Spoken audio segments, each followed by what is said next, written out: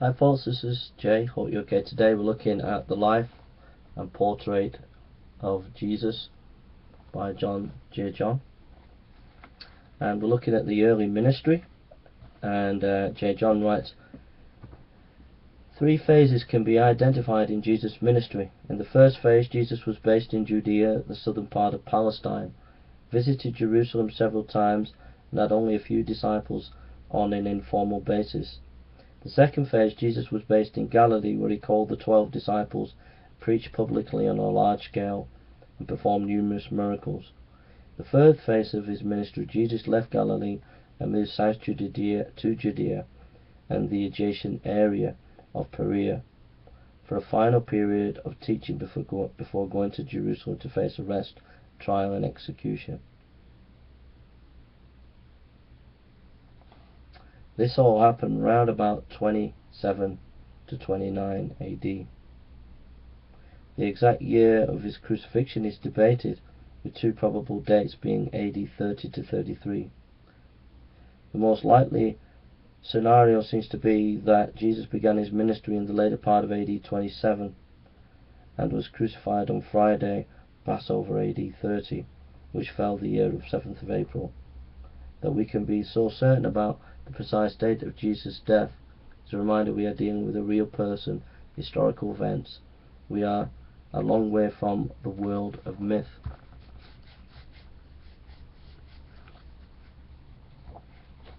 So we have the first phase of the early ministry of Jesus covered in John chapter 1 verse 15 to chapter 5 verse 47.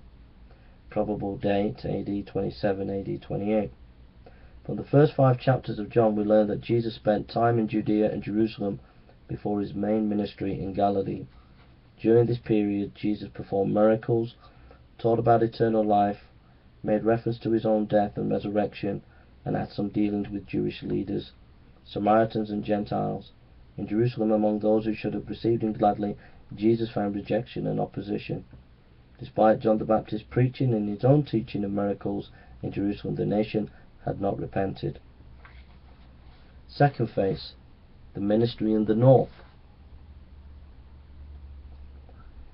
covered in Matthew chapter 4 verse 12, Matthew chapter 18 35, Mark chapter 1 verse 14 to chapter 9 verse 50, Luke chapter 4 verse 14 to 9 verse 50, probably also John chapter 6 verse 1 to John chapter 10 verse 21. Probable dates AD 28 autumn to AD 29. This second phase marks the beginning of the main part of Jesus' ministry. Having been rejected by the religious leadership in Jerusalem, he began to gather a new people of God. The nucleus of that new community was the 12 disciples. In this new phase, Jesus was based in Galilee, and only towards the end of this time did he move beyond it. Jesus chose for his base Capernaum, a fishing village on the shores of the Sea of Galilee, and he drew at least 4 of his closest followers from Capernaum's commercial fishermen. Having access to a boat and the men able to sail it provided Jesus with an invaluable escape route when the crowds got too large. A short sail eastward from Capernaum allowed him to leave the territory of Herod of Antipas and cross the state line into the territory of Herod Philip, or that of the independent confederation of the 10 towns on the other side of the lake. After John the Baptist's imprisonment, Jesus went to Capernaum and began to call people to follow him. Jesus had known such people as Simon Peter, Andrew, Philip and Nathanael before, but he now issued a call for them to follow him permanently. Soon Jesus had gathered 12 as his disciples and many other followers.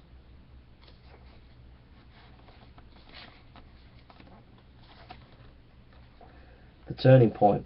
Jesus' activities in Galilee ended after 3 very significant linked events that occurred within a week.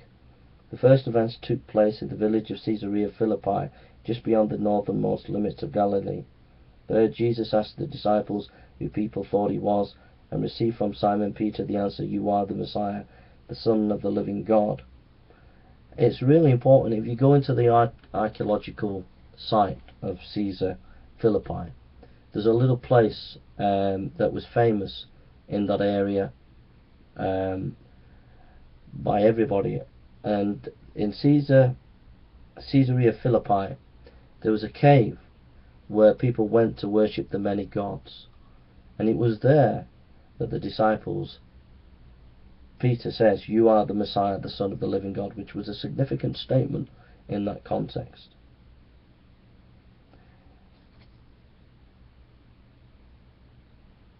The second event followed immediately after, as Jesus told them for the first time that he would suffer many terrible things and be rejected by the leaders, the leading priests and the teachers of religious law. He would be killed, and 3 days later he would rise again. Its announcements that a Messiah, he would suffer humiliation and shame rather than triumph and honor, was instantly rejected. All the popular conceptions of the Messiah featured a glorious and powerful king. The idea of a Messiah who would suffer was both unfamiliar and disagreeable. So I think it's chapter 7, 13. Just got the footnotes here.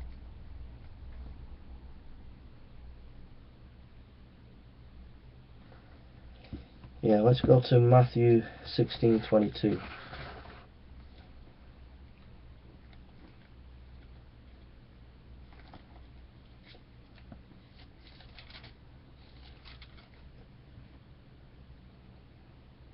Then Peter took him and began to rebuke him, saying, "Be it far from thee, Lord, this shall not be unto thee."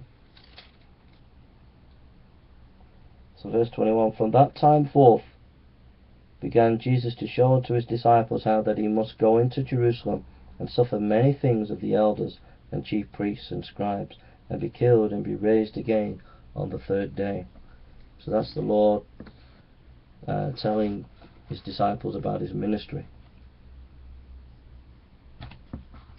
So in this period we have the Transfiguration as well. Then the third phase of the ministry is in the south, covered in Matthew chapter 19 verse 1 to 20 verse 34, Matthew chapter 10 verse 1 to verse 52, Luke chapter 9 verse 51 to 19:27, and John chapter 10 verse 22 to 12 verse 11. Late autumn, round about 29 AD to March AD 30. There are two fixed points in this phase. The first is that, as John tells us, Jesus made an appearance in Jerusalem for the festival of dedication in December, and after nearly being arrested he returned to the other side of the Jordan. The second is that whether we pick AD 30 or 33 as the year of the crucifixion, Passover fell in each case in early April, and Jesus was on the outskirts of Jerusalem shortly before the beginning of the feast. Taking all the evidence, it seems that shortly after the turning point of Peter's declaration of the Transfiguration, Jesus and the 12 left Galilee and made their way south. They crossed the river Jordan and spent some time in Perea, the Jewish territory east of Jordan. Matthew and Luke tell us that Jesus travelled south not just with the 12, but with other followers, including women.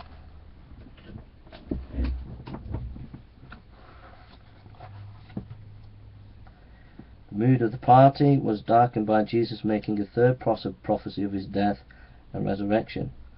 This was the most explicit prediction yet. Jesus referred to himself as being handed over to the Gentiles, mocked, flogged, and crucified.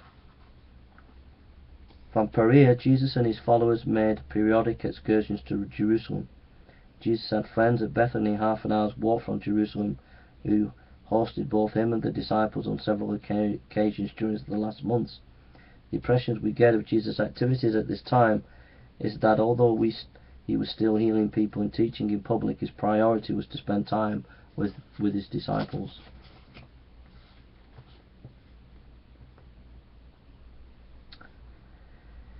Now Jesus had hostility. So why did he have that hostility? The writers of the book, people were hostile to him as well as accepting his ministry. The writers say, while Jesus was unshakable in his dedication to God's law as given in Old Testament, he held lightly all the extras that tradition had added. So that's one reason why people would get angry, because they were into the law and Jesus was overturning the law. Second, Jesus cared little about keeping these codes of social behaviour. Third, Jesus and his disciples seem to have lacked the perpetual seriousness that many people felt was an essential part of following God.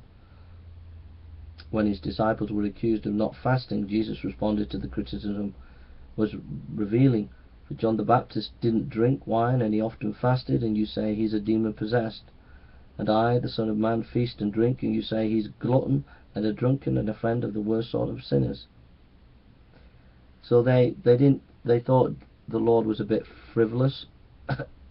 Next, although Jesus was careful to avoid making direct claims, at least in public, that he was either Messiah or the Son of God until the end of his ministry, what he said and did strongly suggest that he viewed himself as more than a prophet. Third, because Jesus claimed to bring and to be the fulfillment of all that Israel had been waiting for, he possessed a challenge that had to be either accepted or rejected. Next, there were aspects of Jesus' talk that must have seemed unsettling or even heretical. Jesus' teachings put the centre of religious life not in keeping the law nor in offering sacrifices at the temple, but in being devoted to him personally. Next, there were hints in what Jesus said and did that implied the Gentiles could have a place in God's great scheme, and also Jesus posed a threat to the delicate balancing act that had been achieved between various power groups such as the Romans, the temple authorities, and Herod. So, okay, hope that's been a blessing, and we'll go on to the next video.